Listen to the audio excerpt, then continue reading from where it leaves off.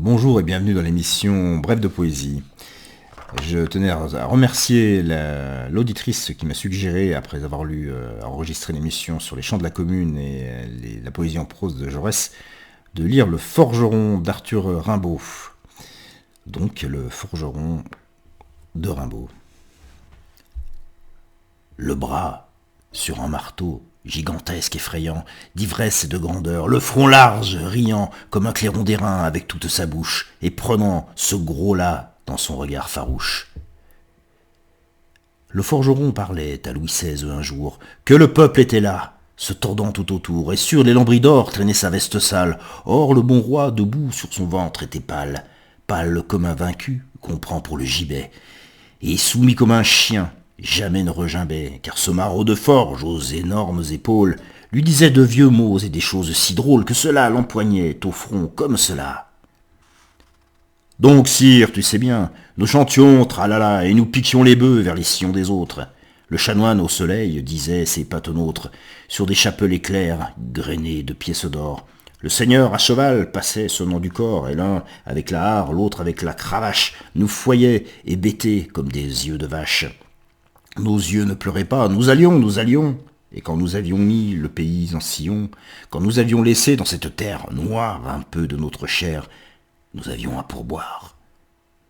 Nous venions voir flamber nos taudis dans la nuit. Nos enfants y faisaient un gâteau fort bien cuit. Oh, je ne me plains pas, je te dis mes bêtises. C'est entre nous, j'admets que tu me contredises. Or, n'est-ce pas joyeux de voir au mois de juin, dans les granges entrées, des voitures de foin, énormes de sentir l'odeur de ce qui pousse, des vergers quand il pleut, un peu de l'herbe rousse, de voir les champs de blé, les épis pleins de grains, de penser que cela prépare bien du pain. Oui, l'on pourrait, plus fort, au fourneau qui s'allume, chanter joyeusement en martelant l'enclume, si l'on était certain qu'on pourrait prendre un peu, étant homme à la fin, de ce que donne Dieu. Mais voilà, c'est toujours la même vieille histoire. Oh, je sais maintenant, moi je ne peux plus croire, quand j'ai deux bonnes mains, mon front et mon marteau, qu'un homme vienne là, dague sous le manteau, et me dise « Maraud !» en semant ce mater, que l'on arrive encore, quand ce serait la guerre, de prendre mon garçon, comme cela, chez moi. Moi, je serais un homme, et toi, tu serais roi. Tu me dirais « Je veux !» Tu vois bien, c'est stupide. Tu crois que j'aime avoir ta baraque splendide, tes officiers dorés, tes 1000 chenapans, tes palsembles bâtards tournant comme des pans. Ils ont rempli ton nid de l'odeur de nos filles et de petits billets pour nous mettre aux Bastilles. Et nous dirions, c'est bien, les pauvres à genoux, nous dorerions ton Louvre en donnant nos gros sous, et tu te saoulerais, tu ferais belle fête. Et ces messieurs riraient les reins sur notre tête. Non, ces saletés-là datent de nos papas. Oh, le peuple n'est plus une putain, 3 pas. Et tous nous avons mis ta Bastille en poussière, cette bête suait du sang à chaque pierre, et c'était dégoûtant, la Bastille debout, avec ses murs lépreux, qui nous rappelaient tout, et toujours nous tenaient enfermés dans leur ombre. Citoyens, citoyens, c'était le passé sombre, qui croulait, qui râlait quand nous prîmes la tour. Nous avions quelque chose au cœur, comme l'amour, nous avions embrassé nos fils sur nos poitrines, et comme des chevaux en soufflant des narines, nous marchions, nous chantions, et ça nous battait là. Nous allions au soleil, front haut comme cela, dans Paris, accourant devant nos vestes sales. Enfin, nous nous sentions hommes. Nous étions pâles. Sire, nous étions sous de terribles espoirs, et quand nous fûmes là, devant les donjons noirs, agitant nos clairons et nos feuilles de chêne, les piques à la main, nous n'eûmes pas de haine, nous sentions si fort, nous voulions être doux. Et depuis ce jour-là, nous sommes comme fous, le flot des ouvriers a monté dans la rue, et ces maudits s'en vont, foule toujours accrue comme des revenants aux portes des Richards. Moi, je cours avec eux, assommer les mouchards. Et je vais dans Paris, le marteau sur l'épaule, farouche à chaque coin, balayant quelques drôles. Et si tu me riais au nez, je te tuerais. Puis tu dois y compter, tu te ferais des frais avec tes avocats qui prennent nos requêtes pour se les renvoyer comme sur des raquettes, et tout bas les malins nous traitant de gros sots, pour mitonner des lois, ranger des petits pots, pleins de menus décrets, de méchantes drogailles, s'amuser à couper proprement quelques tailles, puis se boucher le nez quand nous passons près d'eux. Ces chers avocassiers qui nous trouvent crasseux pour débiter là-bas des milliers de sornettes, et ne rien redouter, sinon les baïonnettes. Nous en avons assez de tous ces cerveaux plats. Ils embêtent le peuple. Ah, ce sont là les plats que tu nous sers, bourgeois, quand nous sommes féroces, quand nous cassons déjà les sceptres et les crosses. Puis il le prend au bras, arrache le velours des rideaux et lui montre en bas les larges cours où fourmille, où se lève la foule épouvantable, avec des bruits de houle, hurlant comme une chienne, hurlant comme une mère, avec ses bâtons forts et ses pics de fer, ses clameurs, ses grands cris de hales et de bouges, tas sombre de haillons, tachés de bonnets rouges. L'homme par la fenêtre ouverte montre tout au roi pâle, suant qui chancelle debout. Malade à regarder cela, c'est la crapule. Sire, ça bave au mur, ça roule, ça pullule. Puisqu'il ne mange pas, sire, ce sont les gueux. Je suis un forgeron, ma femme est avec eux, folle, elle vient chercher du pain aux Tuileries. On ne veut pas de nous dans les boulangeries. J'ai 3 petits, je suis crapule. Je connais des vieilles qui s'en vont, pleurant sous leur bonnet parce qu'on leur a pris leur garçon ou leur fille. C'est la crapule.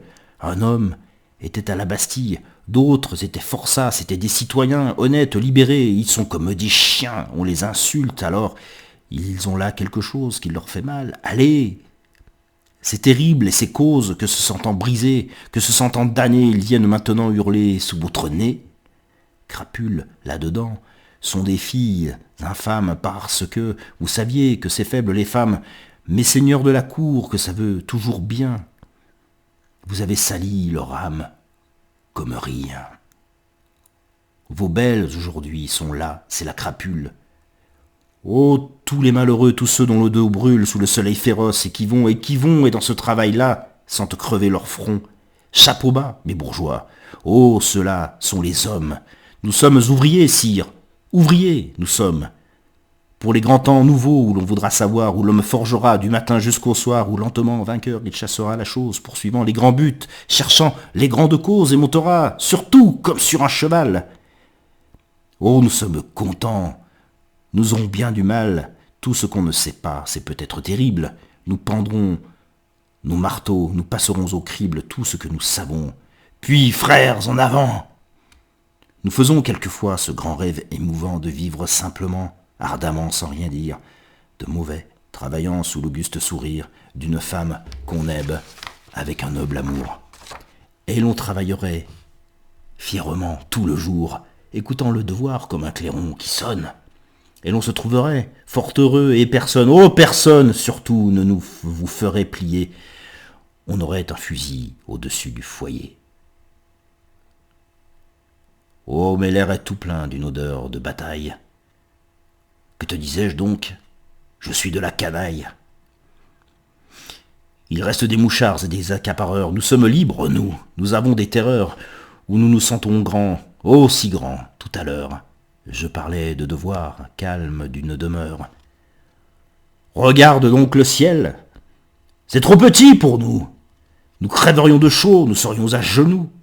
Regarde donc le ciel. Je rentre dans la foule, dans la grande canaille effroyable qui roule. Sire tes vieux canons sur les sales pavés.